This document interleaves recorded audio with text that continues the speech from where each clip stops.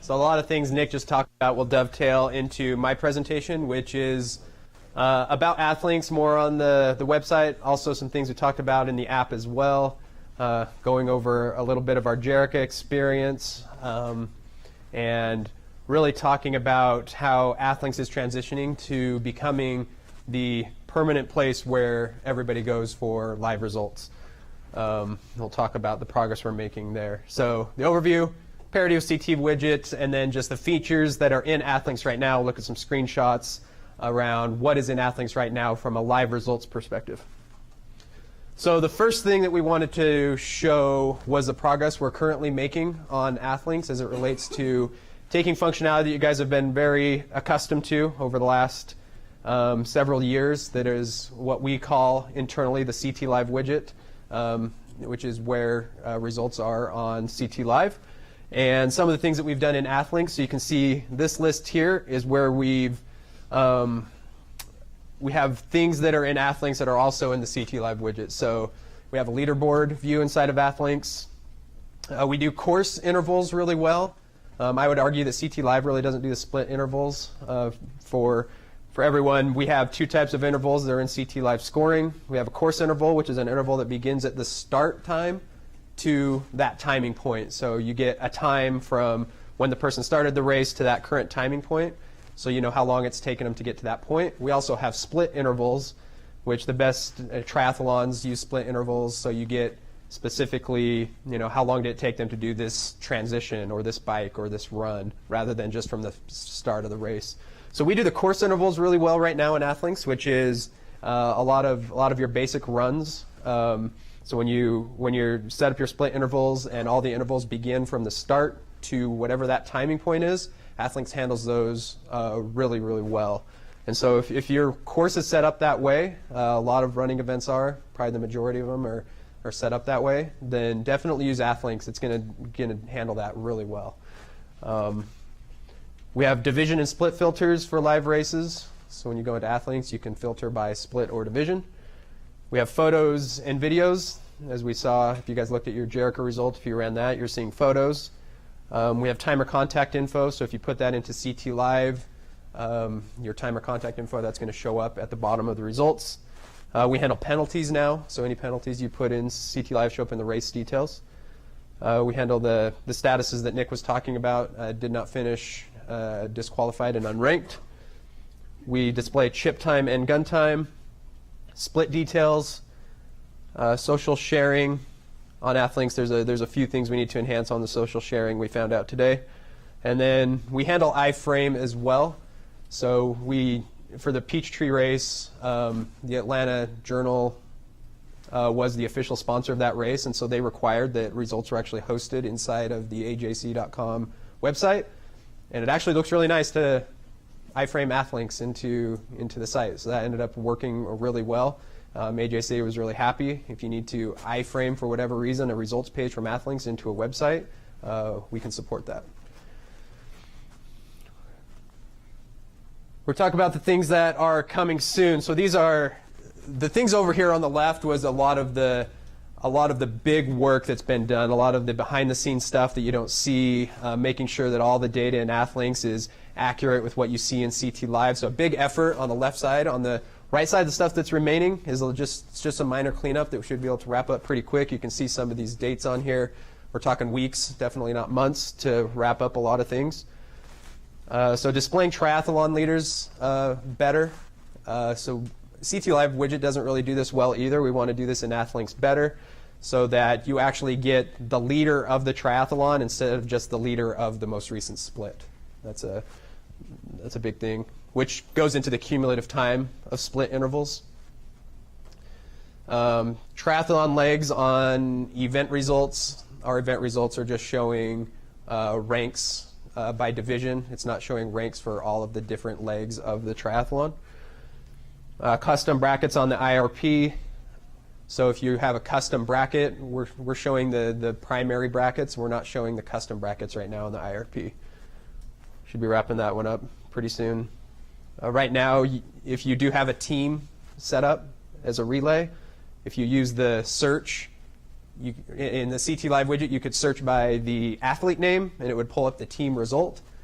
Right now, you have to search by the team in order to get to the team result, so we need to support searching by athlete name to pull up the team result. Event sponsorship is right around the corner, as we talked about earlier this morning, uploading sponsorship logos, those being clickable to anybody who views the event landing page, the event results, or the individual results. Should be launching that one by Friday. Video pre-roll just came out last night, actually. So if you have a video pre-roll that you upload into CT Live, that will display before any videos for sponsorship, if you guys are familiar with using that. Live video feed. Does anyone use live video feeds by chance? Just curious. You can set up a camera, hook it up to YouTube Live, and actually have a live feed of the finish line or something like that. It's available in CT Live. It's not available in Athlinks yet. Hiding certain races from race results. If you set up a race that you just that doesn't really have results, right now those are showing up in Athlinks and it'll just have 0 results. Or if you need to hide a result for some reason, we need to enhance that. And then there's a lot of flags around hiding and showing media that we still need to put into Athlinks. Right now it's just displaying all videos, all photos. I know right now you can hide certain cameras and you can do things like that that isn't quite available yet. Like I said, you can see the timelines on those. We're trying to aggressively get that done so we have full feature parity across both and start moving towards where Athlinks is the go-to place for all results. When we look at Athlinks features, so here's some of the things that are available on Athlinks that are not available on the CT Live widget. So you have claiming results, getting today's race on an athlete's profile, having avatars next to results for people's profile pictures, filtering by people that you follow. You can follow other Athlinks members from start lists and things like that, commenting on people's results, liking results, having URLs that are attached to sponsorship logos that people can actually click through, having a more mobile-friendly user experience with either the mobile app or the website mobile version, having an Athlinks mobile app. Some of you guys use our Athlinks results widget that you put on your websites that points to results, and friends upcoming events, and then I think Nick talked about the awards view that we want to work on.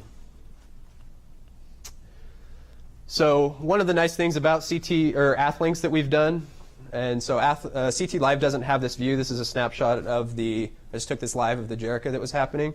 So you can see as Blake crossed the full course, it displays him at the top of the list. And then right below that, it displays all the other people who haven't hit this split yet, but have hit this split. So rather than just getting whoever's the leader of the most recent split, we actually stack splits on top of each other so you can get kind of a more live view. So now you know, okay, well, Alex is probably in second place, Christian in third, whereas Blake is in first because he actually finished that first place split. So we actually stack the splits on top of each other for a little bit more cohesive experience rather than having to toggle between splits back and forth.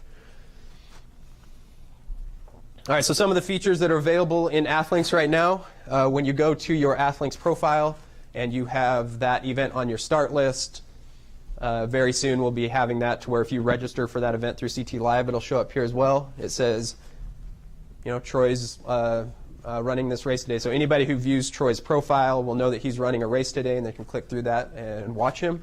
You can also see at the very top, we want to make this very apparent. This is one of our key features and differentiators is that we have live results inside of our results hosting platform. So very bold orange buttons and things that let people know, hey, there's a live thing going on. Go ahead and follow this person in this event.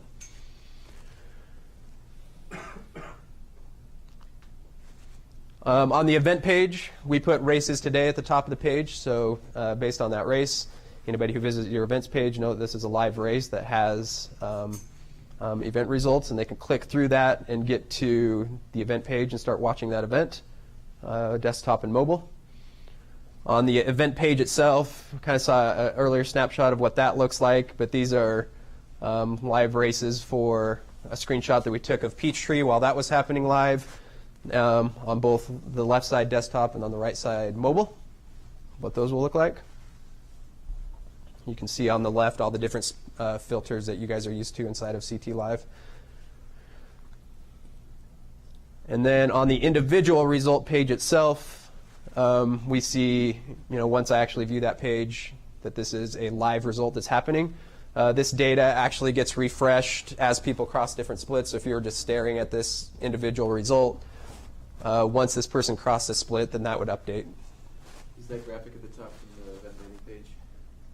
Yes. Yep. Kind of on his, does the little event, online event logo, the 195, does that transfer over too? Yeah. So the question was, does the event logo transfer over to the event landing page? And I have to remember which exact, I know there's a variety of different graphics with inside of CT Live, but I know there is an event icon that's a square, and that one should transfer over here. For the start list, did they say earlier that when you had bib, then you get put in the start list? No, right now, Nick said earlier. That was race day. yeah. So on the start list, it should, once you register, it should list you in the start list, right? Yeah, there's a couple different ways that you can get on the start list. If you're using CT Live registration, we're just about to release that. That's what Troy was mentioning a little bit earlier and some of the stuff he's working on, where if you register for an event, we're going to pull all of those results over, and it's going to add you to the start list, and then we can start really iterating on that from a corral and start list stats data. So we're really close to releasing that. If it's not an event that is associated with any CT Live customer, people can just manually add themselves to a start list by clicking on, join start list. And even though that event isn't being timed officially, we can still see some Athlinks members just add stuff to their calendars so they know what events they're doing. So they get a list of all the events that are upcoming, even whether they're timed by CT Live or ChronoTrack or not.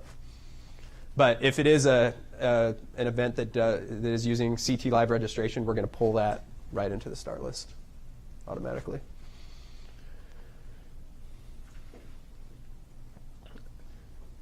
Okay, so this one is the New York City Triathlon. Like I said, right now we're missing some of those legs on the ERP itself.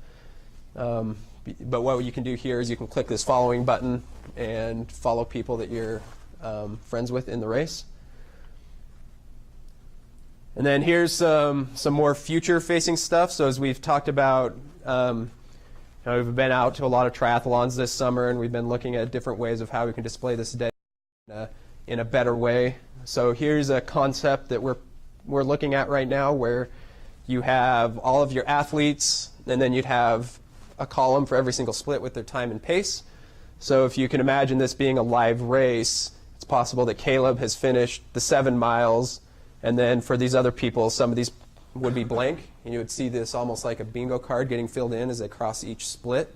And with that data that's available, we just start populating those boxes with the available data that we have. This would be a little bit more of a better view, we feel, for a race that's happening live, particularly from a desktop, where you're trying to say, okay, how far is Caleb in the race? Well, okay, he's passed these certain splits. These people haven't crossed those splits, and you can easily get a view of that with this type of view. These are all just concepts right now. We haven't started coding any of these up right now, but we've kind of gravitated towards this one. Here's an example of a live tracking. So you can pick people that you want to track. You have a map up there, progress bar on the bottom, and then you can click on people and see where they are within the race. Obviously, we have to do some of that stuff that we talked about earlier, taking some of the predictive capabilities in a race day app, porting that over into Athlinks, and being able to display that on a map, whether it's through timing splits if we have that data, GPS data if we have that, doing the predictive tracking. I guess those were the only 2 screenshots we had. I thought I had a third one in there.